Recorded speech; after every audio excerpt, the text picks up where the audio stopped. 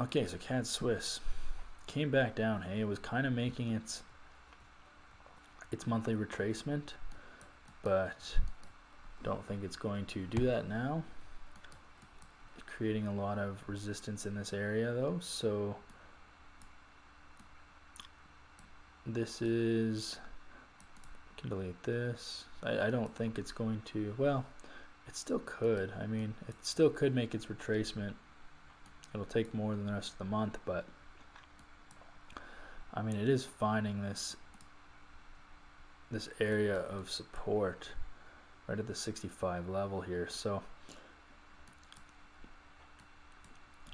tough to say. Obviously, it is bearish, so I'm more inclined to short it, just like all the other Swiss pairs.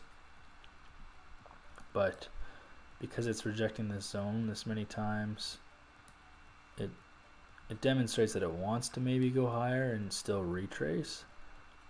So I would wait on this. I mean, if price breaks this level, if it crashes through here and then retests it all, then I would say, and fails, let's say the retest must fail, then I would say you're good to keep shorting it. So again, this is something that'll take place next week, next month,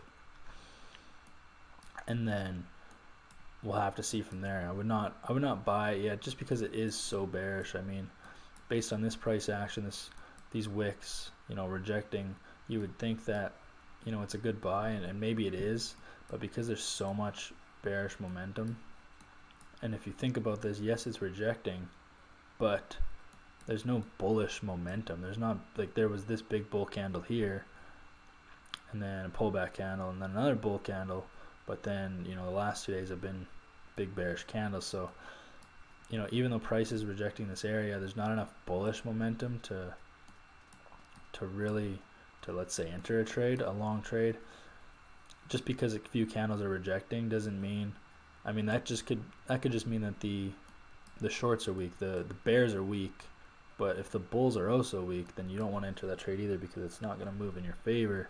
And because this overall, all the Swiss pairs are so bearish, by you entering a long trade here, you'll usually get destroyed, because it is bearish, right? So it's going to go against you, and as soon as it cracks this zone, this major level holding it, I mean, who knows where it's going to go. It'll probably do another 300 pips down. So it's not a trade I want to be in long, so I'm going to wait on CAD Swiss as well.